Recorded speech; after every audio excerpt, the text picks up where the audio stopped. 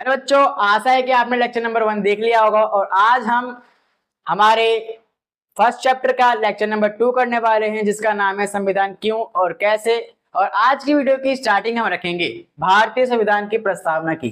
ठीक है, मैंने आपको पहले ही बताया था कि भारतीय संविधान की प्रस्तावना वो चीज है जिसको देख के अंग्रेजों ने भारत को आजाद कर दिया था और उनको समझ में आ गया था कि हाँ भाई, इंडियंस अब अपना देश सही से चला पाएंगे।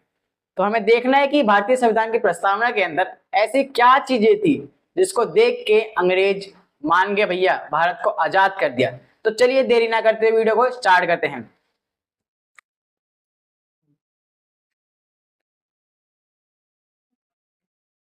सबसे पहले आपका चैप्टर नंबर 1,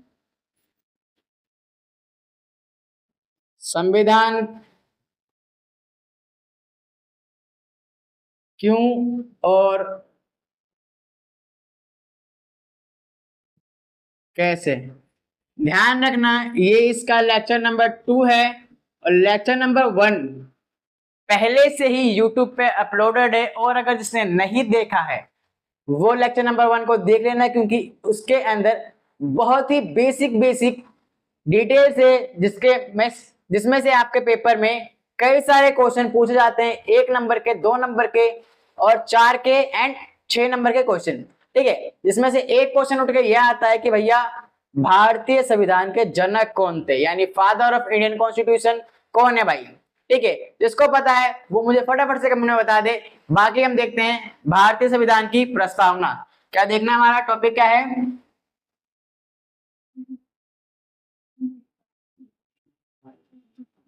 भारतीय संविधान की प्रस्तावना। आप लोगों की बुक में ध्यान रखना, उद्देशिका के नाम से दे रखा होगा। हर बुक के स्टार्टिंग में ही देते हैं कि भैया ये उद्देशिका है। ठीक, सबसे पहले आप ये ध्यान रखना कि इसको पेश कब किया गया था। 13 दिसंबर 1946 को पेश किया गया था। इसके अंदर मेन मेन क्या बातें हैं? सबसे पहला संप्रभुता, जिसका मतलब होता है कि देश की सरकार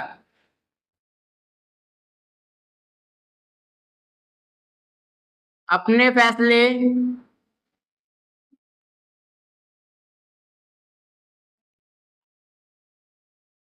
स्वयं ले सकती है।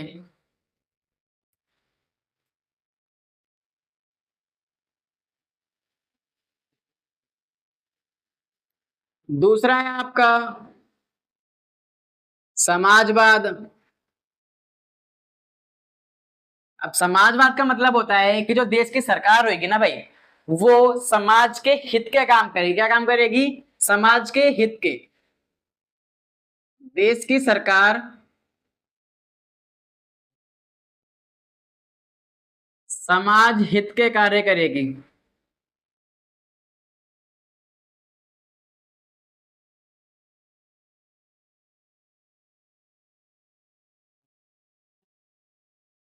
तीसरा है आपका धर्मनिरपेक्ष।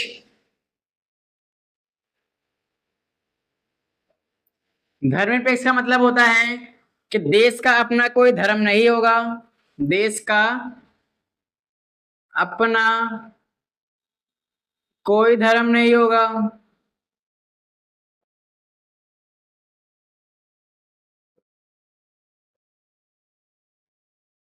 देश सभी धर्मों को बढ़ावा देगा।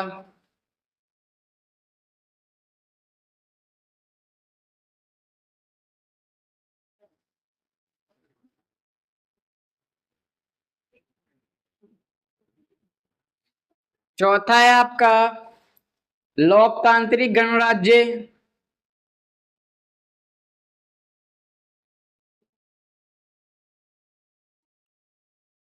देखो, लोकतांत्रिक गणराज्य का मतलब होता है जहां सरकार का प्रमुख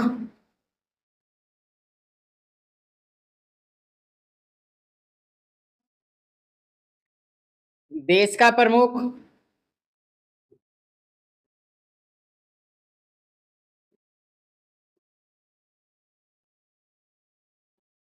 दोनों जनता द्वारा चुना जाए, दोनों जनता द्वारा प्रत्यक्ष या अप्रत्यक्ष रूप से चुना जाए। अब भाई देखो, सरकार का प्रमुख कौन होता है? ध्यान रखना, सरकार का प्रमुख आपका प्रधानमंत्री होता है। कौन होता है? प्रधानमंत्री। और देश का प्रमुख होता है राष्ट्रपति। डन है यहां तक? अगला आपका आता है न्याय। और न्याय के बेसिकली 3 प्रकार होते हैं। पहली बात तो न्याय की डेफिनेशन देख लो। न्याय क्या है? कि किसी व्यक्ति के साथ भेदभाव, किसी व्यक्ति के साथ भेदभाव ना करना न्याय कहलाता है। ठीक है। अब न्याय के अंदर भी 3 टाइप हैं। पहला है सामाजिक न्याय, दूसरा है आर्थिक न्याय,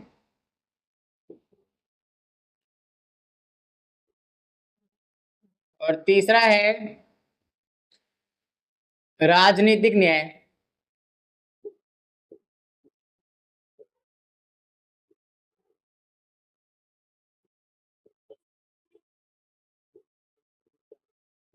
ध्यान रखना, यहां से एक 4 नंबर का क्वेश्चन उठ के आ सकता है, इंपॉर्टेंट है।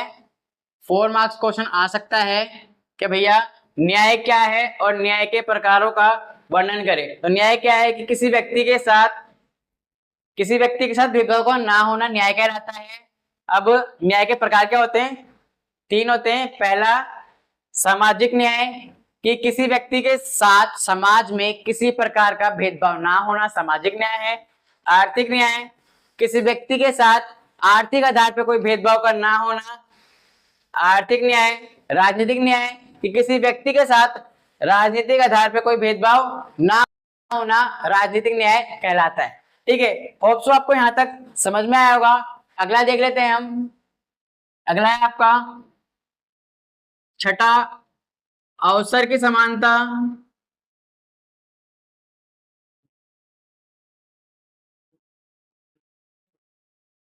इसका सीधा सा मतलब होता है कि हर व्यक्ति को अवसर मिलेगा।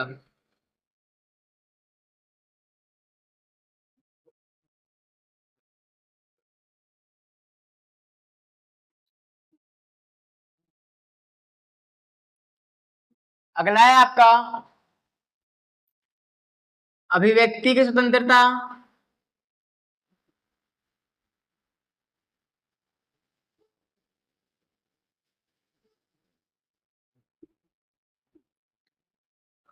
ये ध्यान रखना कि ये क्या है, आपके संविधान के अंदर आर्टिकल नंबर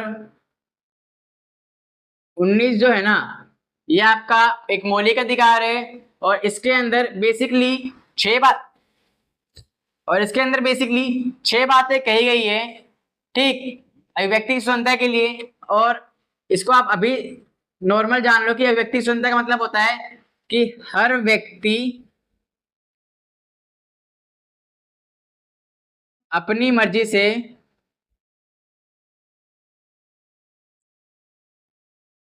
कुछ भी कर सकता है।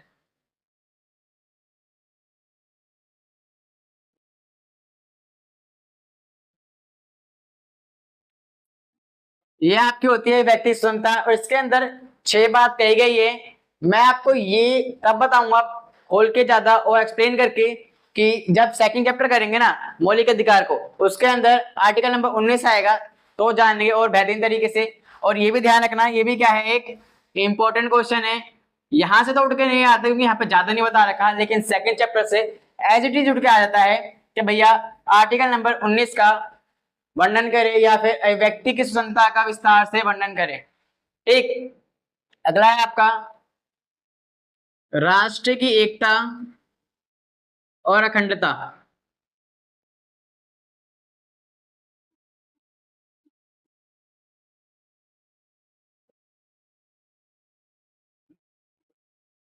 मतलब इसका कि भारत में रहने वाले हर व्यक्ति की नागरिकता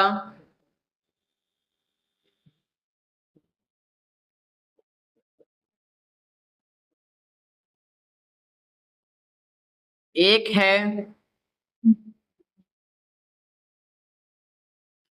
और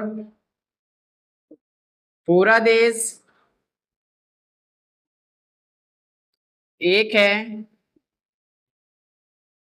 और इस देश को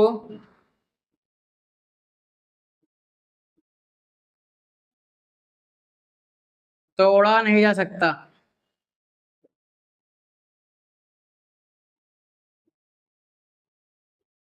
एंड सबसे लास्ट में आता है आपका बंधुत्व,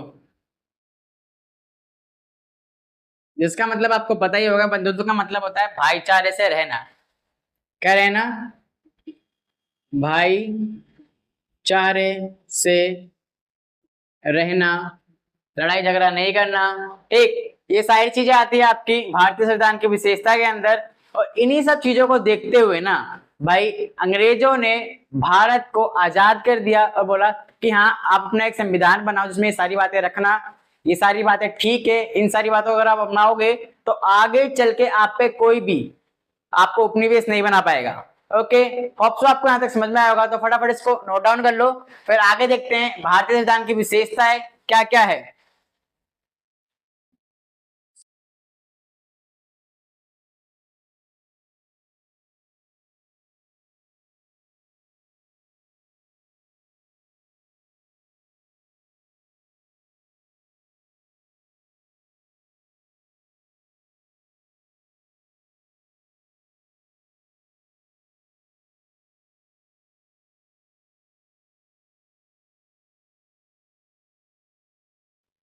तो अभी तक आपने इसको लिख लिया होगा। नहीं लिखा तो जैसे कि मैंने आपको पहले भी कहा था कि भैया स्क्रीनशॉट ले लिया करो। क्या कर लिया करो? स्क्रीनशॉट ले लिया करो, ताकि आपका टाइम वेस्ट ना हो और हम फटाफट से अपने लेक्चर को या फिर अपने टॉपिक को कंप्लीट कर सकें।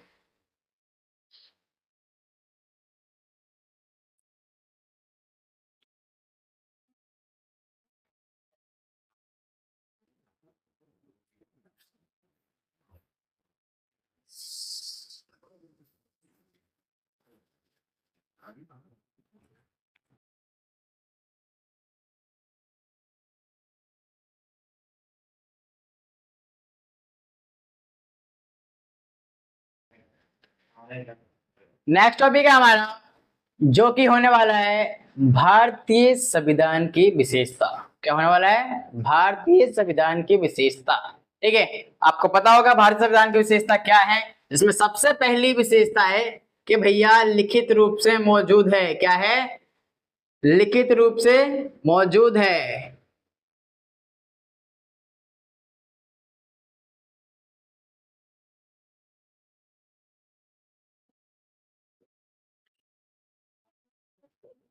ठीक है, पहली विशेषता ही मैंने आपको बताई क्या है, लिखित रूप, या फिर कह सकते हो आप लिखित संविधान। देखो मैं आपको बता दूं कि भारतीय संविधान लिखित रूप में मौजूद है। क्या है? भारतीय संविधान लिखित रूप में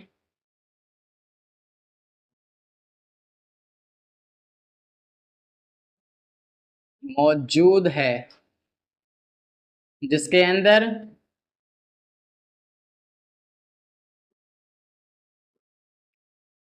अगर हम बात करें आर्टिकल्स की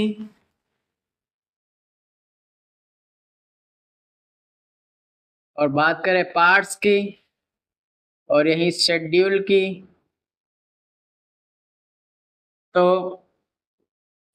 ध्यान रखना है यहाँ पे मैं दो दो लिखूंगा। एक तो आजादी के बाद का समय और एक आज का समय। तो आजादी के बाद यहाँ पे आर्टिकल थे आपके 395 और पार्ट से 22 और शेड्यूल थे 8। ठीक है, 8 शेड्यूल थे। और आज की टाइम पे अगर हम बात करें, क्या बात करें, और आज की डेट में भारतीय संविधान में 448 अनुच्छेद है। अगर पार्ट्स की बात करें तो 25 पार्ट्स है टोटल, और शेड्यूल की बात करें तो टोटल 12 शेड्यूल है। देखो, इसी में से एक पार्ट के अंदर ध्यान रखना आपके फंडामेंटल राइट्स है, और एक पार्ट के अंदर नीति निर्देशक तत्व है। ठीक है, इन दोनों को हम क्या पढ़ेंगे, सेकंड चैप्टर के अंदर पढ़ेंगे। 2 पार्ट्स हम वहां पढ़ लेंगे, और धीरे धीरे करके जितने पार्ट्स हमारे सिलेबस में हैं उतने पार्ट्स को कवर कर लेंगे। ओके, होप सो आपको यहां तक समझ में आया होगा। दूसरा है आपका कठोर संविधान, कठोर व लचीला संविधान।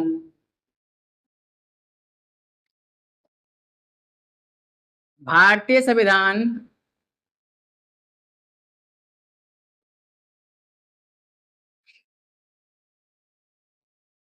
कठोर व लचीला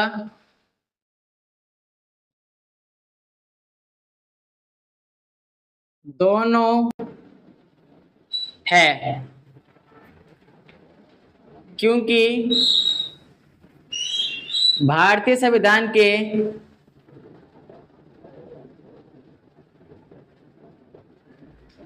कुछ प्रावधानों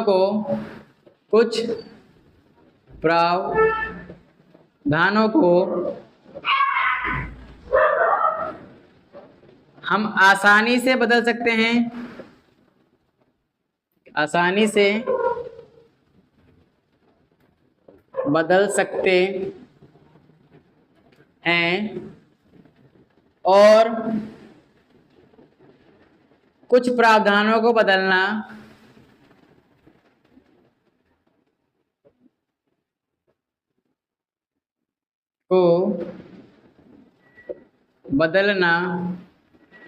बहुत ही मुश्किल है।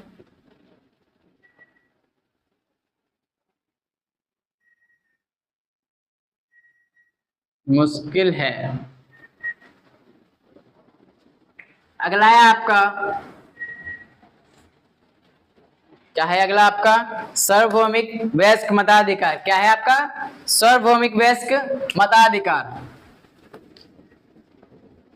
सार्वभौमिक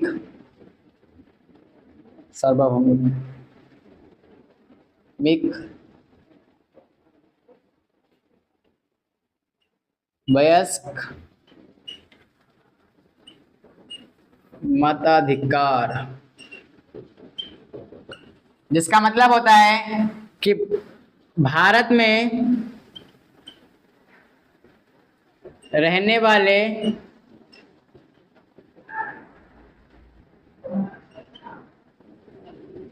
सभी व्यक्ति को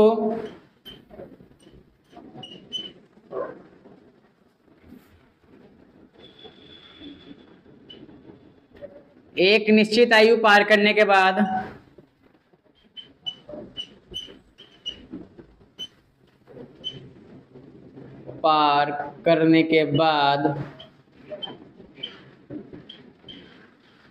बिना किसी भेदभाव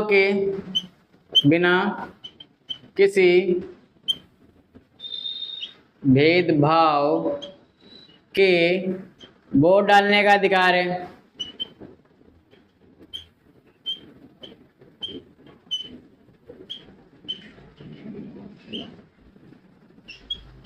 और ध्यान रखना, वो आयु कितनी है, 18 साल। देखो, जब संविधान बना था ना, तो वो आयु तब क्या थी, 21 साल थी पहले,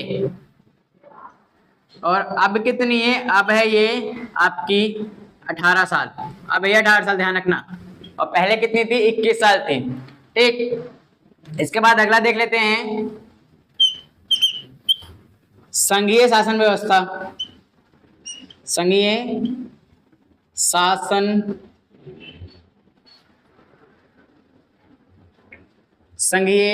शासन व्यवस्था।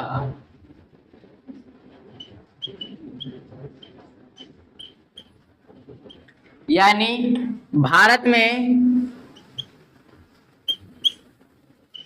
2 स्तर की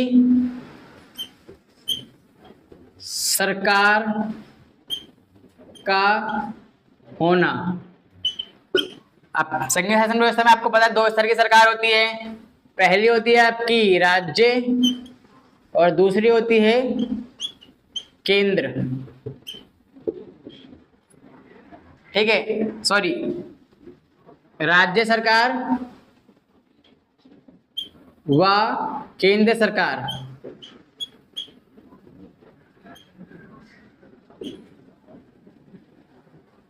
और दोनों के कार्य अलग अलग होना। दोनों के कार्य अलग अलग होना। इसके बाद नेक्स्ट है आपका स्वतंत्र न्यायपालिका।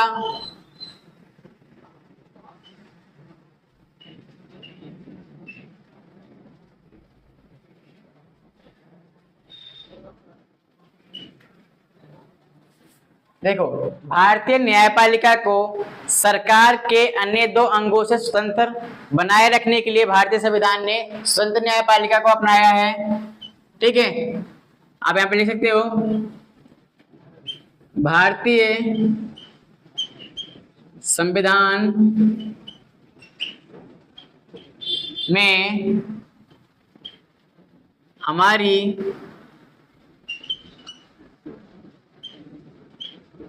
न्यायपालिका को सरकार के अन्य अंगों से स्वतंत्र बनाए रखने के लिए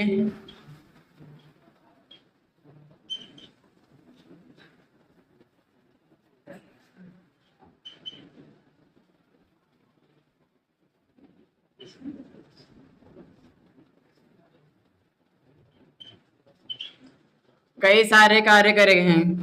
कई सारे कार्य किए गए हैं।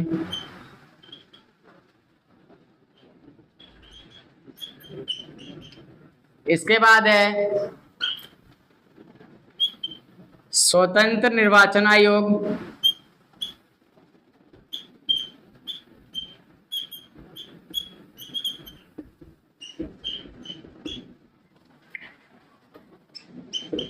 स्वतंत्र निर्वाचन आयोग में आप ये ले सकते हो कि भारतीय संविधान द्वारा स्वतंत्र निर्वाचन आयोग का निर्माण किया गया है जो हमारे देश के चुनाव करवा सके। क्या लिख सकते हो? भारतीय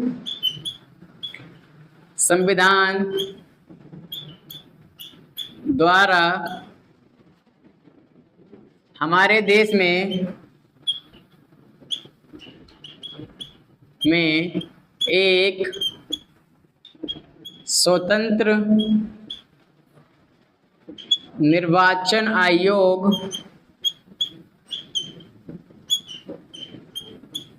का निर्माण किया गया है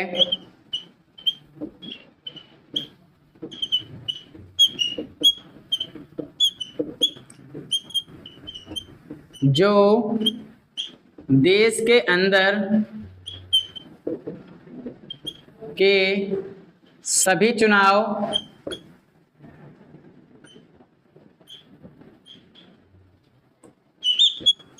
स्वतंत्र रूप से करवा सके।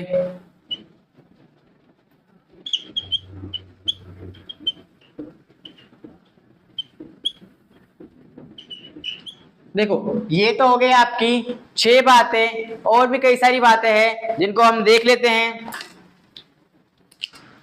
इसमें से है लोकतांत्रिक गणराज्य। क्या है? लोकतांत्रिक गणराज्य। अब देखो, इसका मतलब ना मैं आपको पहले ही प्रस्तावना के अंदर बता चुका हूं कि लोकतांत्रिक गणराज्य का मतलब क्या होता है, जहां देश का प्रमुख और जनता का प्रमुख दोनों ही जहां देश का प्रमुख और सरकार का प्रमुख दोनों ही जनता द्वारा चुना जाए। अगला है आपका स्थानीय शासन। देखो भारतीय संविधान द्वारा ना भारत में स्थानीय शासन को भी लागू किया गया है, और स्टार्टिंग में तो ये कहा गया था कि भाई इसको ना नीति जैसे तो तुम्हें रखते हैं कि भैया राज्य की अपनी मर्जी होगी कि इसको माने या ना माने, लेकिन बाद में क्या करा गया, इसको जरूरी कर दिया गया कि सभी राज्यों में स्थानीय शासन को मानना बहुत ज्यादा जरूरी है। ठीक है, इसके बाद आपका आता है नेक्स्ट, जो कि है सरकार का संसदीय स्वरूप। सरकार का संसदीय स्वरूप। देखो भारतीय संविधान द्वारा ना सरकार के संसदीय स्वरूप को भारत में अपनाया गया है, जिसके अंदर क्या होगा, एक होगा लोकसभा, दूसरा होगा राज्यसभा, और ये दोनों मिलकर देश में नियम और कानून बनाएंगे। डन है। अगला हम देख लेते हैं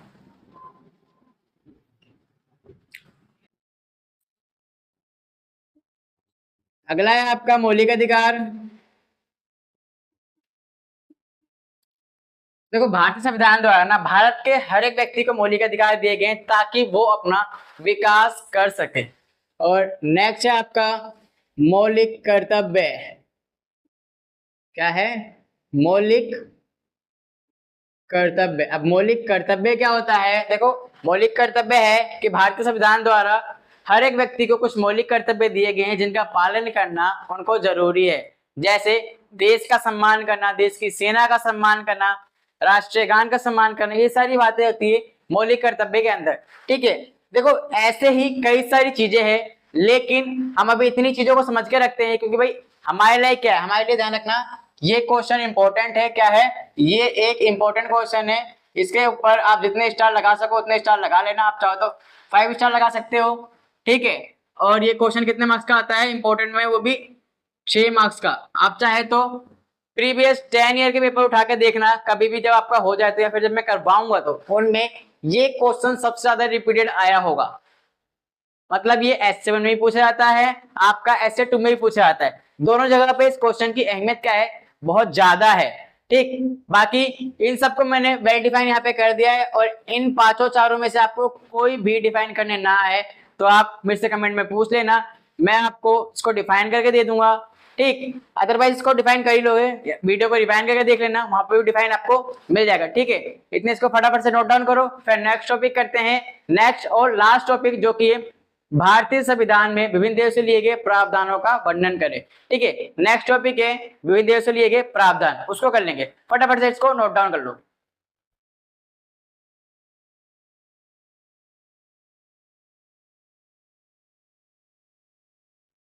होप सो आपने इसको नोट डाउन कर लिया होगा, नहीं किया तो आपको पता ही क्या करना है, स्क्रीनशॉट ले लेना। हम आगे बढ़ते हैं, अपने लास्ट टॉपिक को देखते हैं जो कि है हमारा विभिन्न देश से लिए गए प्रावधान। ध्यान रखना ये जो हमारा टॉपिक था ये क्या था, बहुत ही ज्यादा इंपॉर्टेंट 6 नंबर का क्वेश्चन आपको यहीं से देखने को मिलेगा, और सिर्फ इतना भी कर दोगे ना जितना मैंने बोर्ड पे लिखा है तो 6 नंबर पूरे पूरे आपके हैं। वैसे इसको मत करना 6 नंबर में 6 पॉइंट लिखना, ओनली ये 6 पॉइंट लिख दोगे बहुत है। ठीक है, या फिर मैं आपको बता दूं कि कई बार क्वेश्चन में गिवन होता है कि हमें कितनी विशेषता बतानी है। क्या गिवन होता है, कितनी विशेषता बतानी है, और अगर गिवन ना हो कि कितनी विशेषता बतानी है तो कोई बात नहीं, आप 6 विशेषता बता देना। ठीक है, 6 विशेषता ही ना फिर, ओके, क्योंकि 6 मार्क्स का क्वेश्चन 6 विशेषता। हमारा नेक्स्ट और लास्ट टॉपिक जो है टॉपिक है वो है विभिन्न देशों से लिए गए प्रावधान। क्या है, विभिन्न देशों से लिए गए प्रावधान। अब देखो वैसे तो ये भी क्या है, एक बहुत ही इंपॉर्टेंट क्वेश्चन है। क्या है, इंपॉर्टेंट क्वेश्चन, वो भी कितने मार्क्स में आता है, 6 मार्क्स में। ये भी आप S7 के पेपर में देखोगे आने के इसके चांसेस क्या है, बहुत ज्यादा। क्यों, क्योंकि आप इसको प्रीवियस 10 ईयर के क्वेश्चन पेपर उठा के देखें तो S7 को होते हैं ना, उसको उसमें से कम 4-5 बार पूछे गए होंगे यही क्वेश्चन। ठीक है। और इस क्वेश्चन में से भी कई सारे क्वेश्चन निकलते हैं, 1 नंबर के, 2 नंबर के और 4 नंबर के क्वेश्चन। अब उनको भी हम देखेंगे बिटवीन द लेक्चर, और कैसे वो क्वेश्चन पूछे जाते हैं ये भी देखेंगे। ठीक है, तो हमारा इसी के अंदर सबसे पहला टॉपिक उठ के आता है, जिसका नाम है, क्या नाम है जिसका, कि ब्रिटेन के संविधान से लिए गए प्रावधान। क्या नाम है? ब्रिटेन के संविधान से लिए गए प्रावधान। देखो मैं आपको एक चीज बता दूं कि भारतीय संविधान निर्माताओं ने, क्या, भारतीय संविधान निर्माताओं ने विभिन्न देशों के संविधान का अध्ययन किया था, और इसके बाद उन संविधानों में से उन्हें जो बात अच्छी लगी उसे भारतीय परिस्थिति के अनुसार भारतीय संविधान में एज इट इज डाल लिया था। ठीक, तो इसमें से सबसे पहले हमने ब्रिटेन के संविधान में से लिए गए प्रावधानों को देखेंगे। क्यों? क्योंकि ब्रिटेन ने हमारे ऊपर कई सालों तक राज किया था। क्या किया था? कई सालों तक राज। तो हमने उनसे कई सारी चीजें सीखी और उसको अपने संविधान के अंदर अपनाया। ठीक है, तो उसको देख लेते हैं। सबसे पहले इसमें जो सबसे पहली चीज है ना, वो है सर्वाधिक मत के आधार पर चुनाव में जीत का फैसला। क्या है? सर्वाधिक मत के आधार पर चुनाव में जीत का फैसला।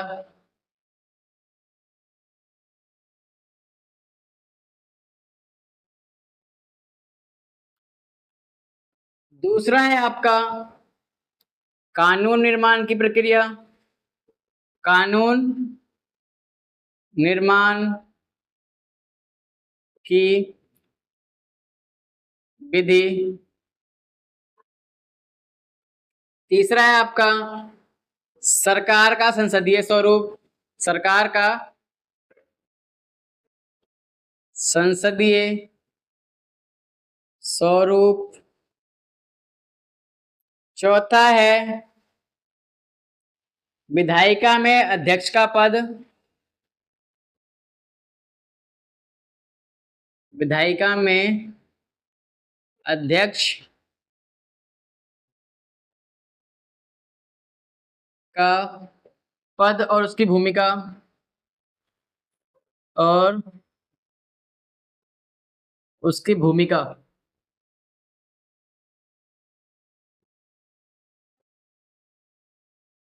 और लास्ट है आपका कानून का शासन। क्या है? कानून का शासन। ठीक है, ये सारी चीजें क्या ली गई थी?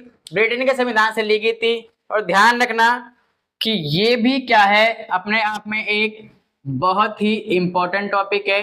यहां से आपके पेपर में 4 मार्क्स का क्वेश्चन एज इट इज उसका आता है। क्वेश्चन पूछता है कि भारतीय संविधान में, ध्यान रखना इसका क्या लगा देगा, भारतीय संविधान में ब्रिटेन, यहाँ पे देखो ब्रिटिश लिख दिया,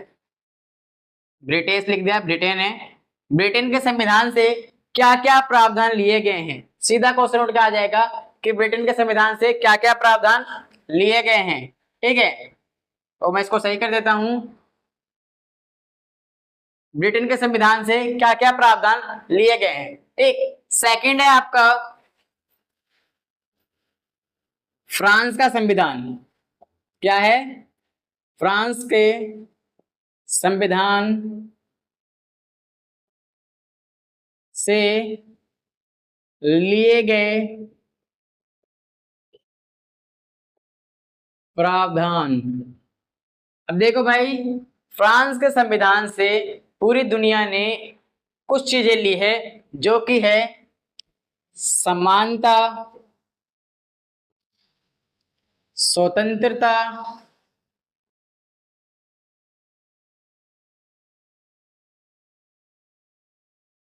और बंधुत्व का सिद्धांत।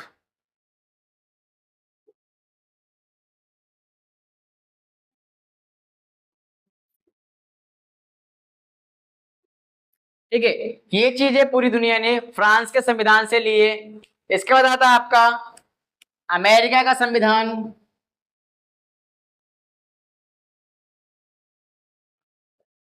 अमेरिका के संविधान से लिए गए प्रावधान।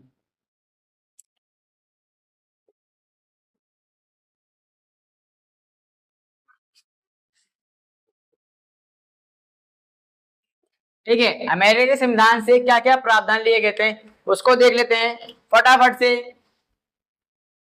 आपकी मौलिक अधिकारों की सूची क्या ली गई थी? मौलिक अधिकारों की सूची। दूसरी है आपकी स्वतंत्र न्यायपालिका।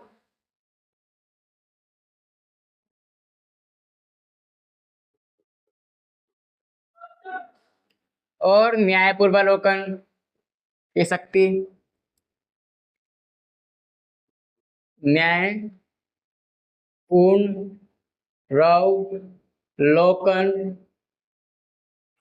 की शक्ति।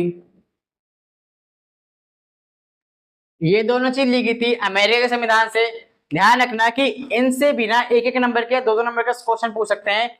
ऐसे कि बताओ कि न्याय पूर्वावलोकन की शक्ति किस देश के संविधान से ली गई थी? ऑप्शन दे देंगे, ब्रिटेन, फ्रांस, अमेरिका या कनाडा। बताओ किसके लिए?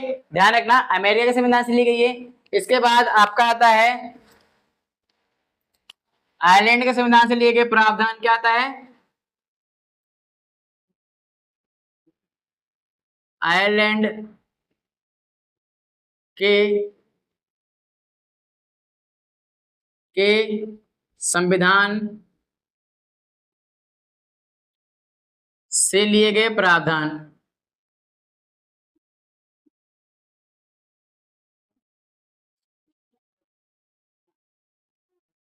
देखो आयरलैंड के संविधान से ना एक ही चीज ली गई थी, वो है नीति निर्देशक तत्व। क्या ली गई थी? नीति निर्देशक तत्व। अब ये क्या होता है इसके बारे में ना आप कहाँ पढ़ोगे? चैप्टर नंबर 2 जब हम पढ़ेंगे ना तो इसके बारे में पढ़ेंगे। ठीक, इसके बाद आपका आता है लास्ट में कनाडा के संविधान से लिए गए प्रावधान। क्या आता है? कनाडा के संविधान से लिए गए प्रावधान।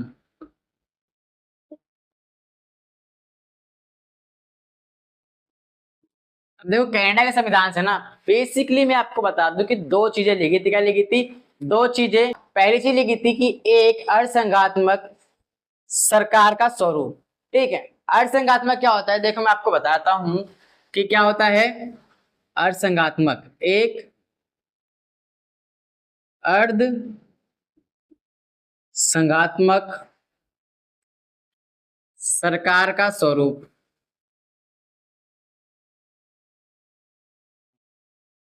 ठीक है, दूसरी है आपकी अवशिष्ट शक्तियों का सिद्धांत। अवशिष्ट शक्तियों का सिद्धांत। अब देखो पहले अर्थसंघात्मक बता दूं मैं आपको। अर्थसंघात्मक संघात्मक आपको पता होगा, संघवाद आपको पता होगा कि संघवाद में क्या होता है? दो स्तर की सरकार। क्या होती है? दो स्तर की सरकार। स्तर की सरकार। ठीक है, एक होता है आपका केंद्रीय स्तर